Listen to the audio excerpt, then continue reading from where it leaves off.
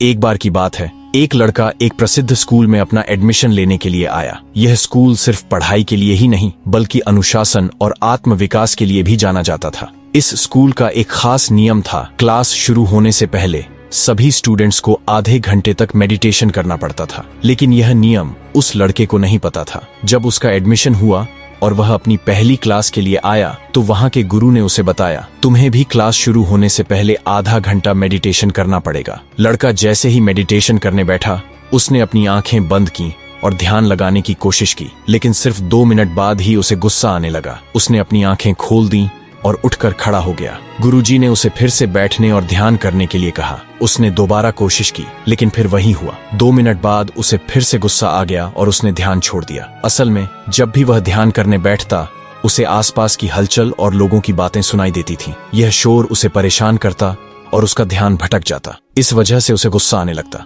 ऐसा रोज होने लगा। 3 दिन बीत गए, लेकिन लड़का एक बार भी सही से ध्यान नहीं कर पाया। आखिरकार उसने अपनी यह परेशानी स्कूल के गुरु से बताई। उसने कहा, गुरुजी, जब मैं ध्यान करने बैठता हूँ तो बाहर से लोगों की बातें सुनाई देती हैं, जिससे मेरा ध्यान टूट जाता है और मुझे गुस्सा आ जाता है। मैं चाहता हूँ कि जब हम मेडिटेशन करें तो लोगों को बात करने से मना कर दिया जाए ताकि मुझे कोई डिस्टर्ब न करे। गुरुजी मुस्कुराए और बोले, बेटा, तुम कुछ भी कर लो, लेकिन दुनिया में हमेशा कोई न कोई तुम्हें डिस्टर्ब करेगा। तुम्हें अपने गुस्से पर काबू पाना सीखना होगा। लेकिन अगर फिर भी तुम्हें एक शांत वातावरण चाहिए तो कल से तुम नदी के पास ध्यान करने चले जाओ।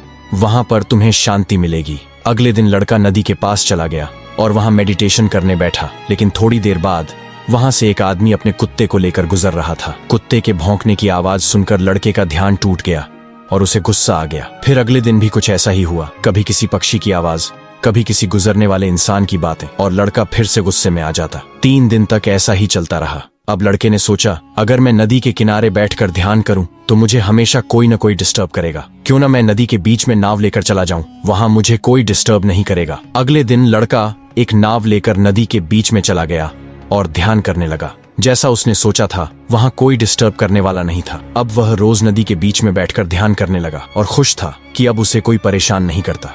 लेकिन 1 हफ्ते बाद कुछ अजीब हुआ। एक दिन जब वह ध्यान कर रहा था, तभी उसे पानी में हलचल की आवाज सुनाई दी। उसने आंखें खोली और देखा कि एक दूसरी नाव उसकी नाव की तरफ आ रही थी। लड़के ने चिल्लाकर कहा, अपनी नाव यहाँ मत लाओ, मैं ध्यान कर रहा हूँ। लेकिन फिर भी वह नाव उसकी तरफ आती रही। लड़का गुस्से में फिर से चिल्लाया, कौन है इसमें, अपनी नाव दूसरी तरफ ले जाओ। लेकिन कोई जवाब नहीं आया। अचानक वह नाव उसकी नाव से टकरा गई। अब तो लड़के को बहुत गुस्सा आ गया। उसने सोचा, जिसने भी ये किया है उसे मैं सबक सिखाऊंगा। वह तुरंत उस नाव के अंदर झांकने के लिए उठा, लेकिन जैसे ही उसने अंदर देखा तो वह चौंक गया।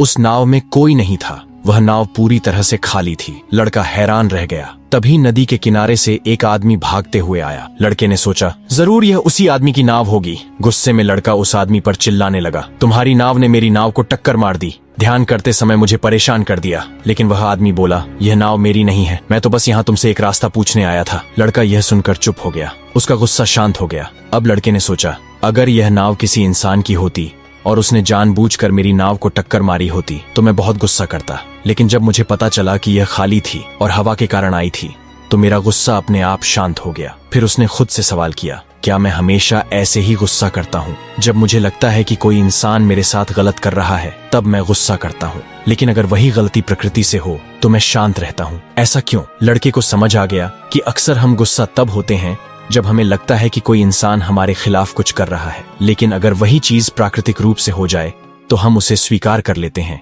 और गुस्सा नहीं करते। लड़के ने यह भी महसूस किया कि गुस्से में इंसान कुछ भी सोच समझ नहीं पाता। वह बस प्रतिक्रिया देता है बिना यह समझे कि वास्तव में गलती कहाँ हुई थी। गुरुजी ने सही कहा था, दुनिया में कोई न कोई हमेशा हमें डिस्टर्ब करेगा। अगर हमें शांति चाहिए तो हमें अपने अंदर शांति लानी होगी, न कि बाहर शांति ढूंढनी होगी। लड़के को अब एहसास हो गया कि गुस्से को काबू करना बहुत जरूरी है, क्योंकि गुस्से में इंसान जानवर बन जाता है। इस कहानी से हमें यह सीख मिलती है कि हमारा गुस्सा तब तक रहता है जब तक हमें लगता है कि कोई इंसान हमें परेशान कर रहा है। लेकिन अगर हमें यह लग जाए कि यह किसी की गलती नहीं बल्कि परिस्थितियों की वजह से हुआ है तो हमारा गुस्सा अपने आप खत्म हो जाता है।